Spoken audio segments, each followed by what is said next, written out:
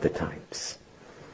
That countries are now preparing for a world in which the United States will no longer be number one. The rest of the world quite often sees the United States acting unilaterally, acting in its own interests, and often at the expense of global interests. And David mentioned that I've been the ambassador to the UN twice. I was there. I've served there for almost 10 years.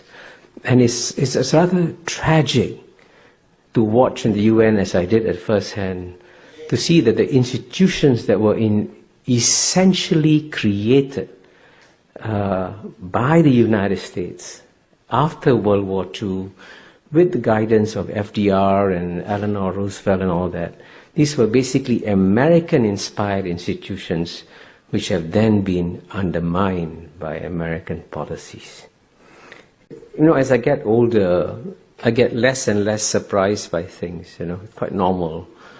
But one thing that's really surprised me is that on the one hand, the United States has clearly the freest media in the world, the best financed newspapers, the best financed television stations in the world.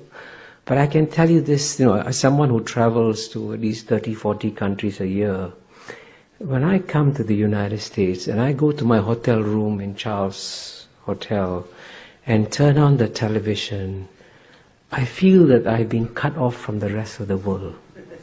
And literally, the insularity of the American discourse is actually frightening. And this is also true, by the way. I mean, I've said this to my friends there anyway in New York Times.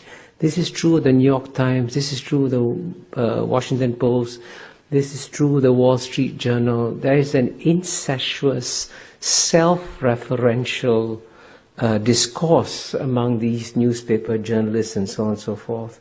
And they reinforce each other's perspectives and end up misunderstanding the world. Because, you know, the one key point I emphasize is that the era of Western domination of world history was a 200-year aberration. It's coming to an end.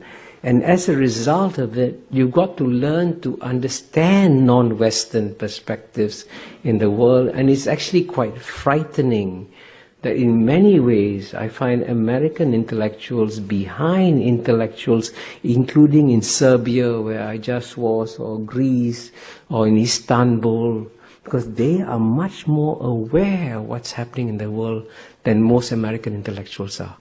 I don't know how to solve that problem. But unlike the United States of America, the Chinese do not believe in proselytizing their beliefs.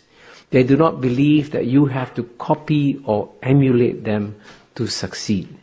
And they also believe that it is far better for people to admire and respect them for their deeds rather than to pay attention to their words. So in a sense, we will have a very different world when the world's number one power in the world is no longer a missionary power in the world. That, you know, if you look back over the longer history of China over the past 2,000 years or so, it's actually surprising how few military adventures the Chinese had overseas. And in general, they have actually, as you know, within the Chinese Confucian ethos, the guy who's a soldier is at the bottom of the value chain. And I want to emphasize, since I come from Singapore, and Singapore and Hong Kong are seen as competitors all the time, it is actually in Singapore's national interest to see Hong Kong thrive and succeed, because we need competition from another city-state, and therefore we can both do equally well. I mean, Singapore will not just survive, Singapore will do very well. Because, you know, Mr. Lee Kuan Yew and the founding leaders of Singapore created some of the strongest institutions in the world in some areas. The quality of mind of the Singapore civil service, I think, is number one in the world. The quality of mind of the Singapore judiciary is also probably number one in the world. The quality of the Singapore military is probably among the top 10 in the world. Singapore's education system is already ranked among the top 3 or 4 in the world. We have the world's best airport, the world's best functioning port. So we have created a whole ecosystem of excellence in Singapore.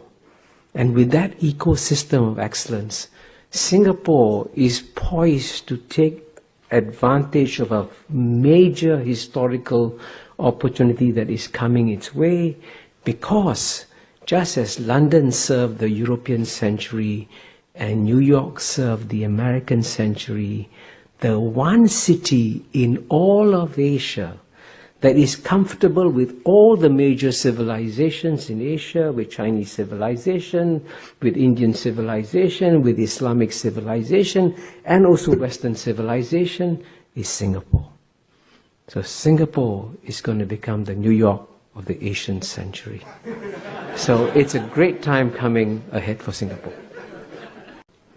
And you can read in, whatever, Wall Street Journal, New York Times, Economist, there's this constant belief that the best thing that can happen to China is to have a collapse of the Chinese Communist Party and have a democratic system. The one slightly provocative point I'm going to make here is, be careful what you wish for. Because if the Chinese political system becomes more democratic, it could very well become far more nationalist and far more aggressive as a power. And the great paradox here is that the Chinese Communist Party is actually delivering a global public good by restraining Chinese nationalism. And if you didn't have a strong Chinese Communist Party in charge, you might actually get a more nationalist, a more assertive China. And when I first went to China in 1980, there wasn't a single Chinese tourist leaving China. Last year, 100 million Chinese went overseas freely. And 100 million Chinese returned to China freely. Now, if there's no freedom in China, if China was this despotic, oppressive state, would 100 million Chinese come back to China?